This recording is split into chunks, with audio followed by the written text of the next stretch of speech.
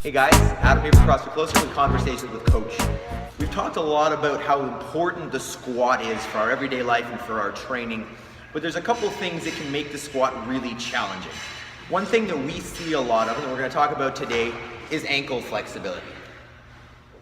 So before we talk too much about what we need to do to fix it, what we need to understand is some definitions. Basically, the ankle can move in a number of directions, but the ones that we're concerned with are dorsiflexion and plantar flexion. So the idea is pressing the toes away is called plantar flexion, pulling them towards my knee is called dorsiflexion. The amount of dorsiflexion I have is going to affect how I squat. So if I'm limited in my amount of dorsiflexion, that's going to affect my squat mechanics.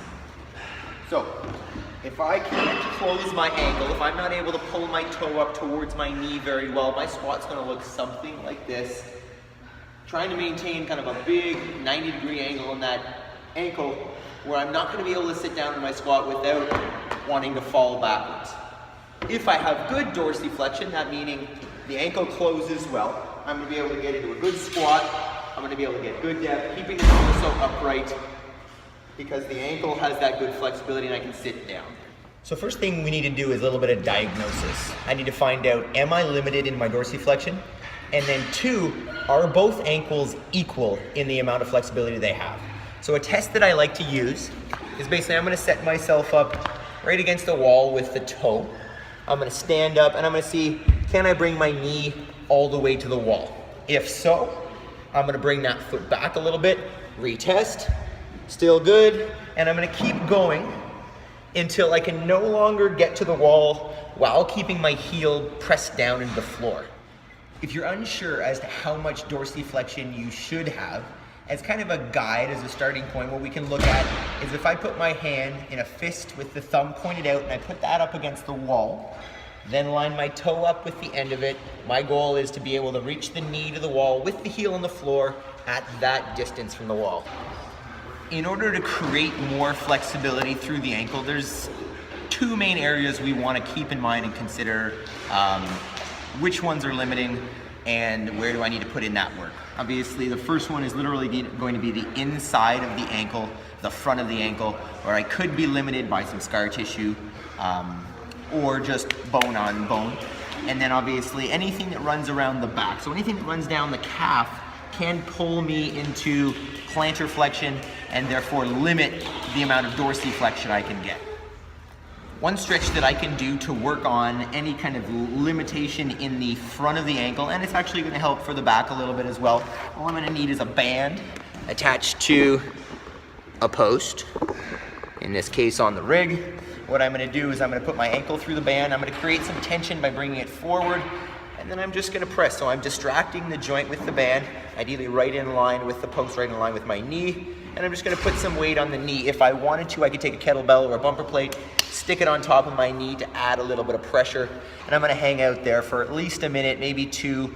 In terms of creating flexibility through the back of the leg there, in an ideal world, I would have a massage therapist or an RMT or an ART practitioner that could help me out with this, because they're going to be able to apply a good deal of force on there that I might not do to myself. But if you don't happen to have one of those people, or even just a partner, what you can do is grab a kettlebell, and what we're going to do is basically some self-inflicted ART, basically. So what I'm going to do is I'm going to start plantar flex, so my toe is pointed as far as I can. I'm going to press down on that kettlebell. In this case, I'm going to lift up everything else, putting all my weight on that spot, and then I'm going to pull my ankle through dorsiflexion, and then I'm going to reset. So I'm going to press the toe out again, find a new spot, mostly in the muscle belly now, which is going to be a little bit more uncomfortable. I'm going to lift up and dorsiflex, and I'm pulling through. Basically, the idea is I'm tacking down that tissue and then moving through some range of motion. I'd probably do 10 or 15 different spots on there, really pulling through to start loosening up all the connective tissue behind the ankle. If you do happen to have a partner, like I do, Mel here, you're probably going to be able to get a little bit more out of this if you have someone to kind of help you out. So all I'm going to need here is a PVC stick or a broomstick or a dowel, whatever you got. And then what I'm going to do, I've got kind of two ways to go through this. Number one, I can literally just scrape. So I'm going to apply some pressure and scrape those tissues, basically trying to delaminate them from each other. Or what I can do is I can prop her up on a medicine ball or whatever I have accessible. And then same concept as the kettlebell, she's gonna point her toes hard. I'm gonna tack down that spot, and then she's gonna move through some dorsiflexion, pull the toes back to me.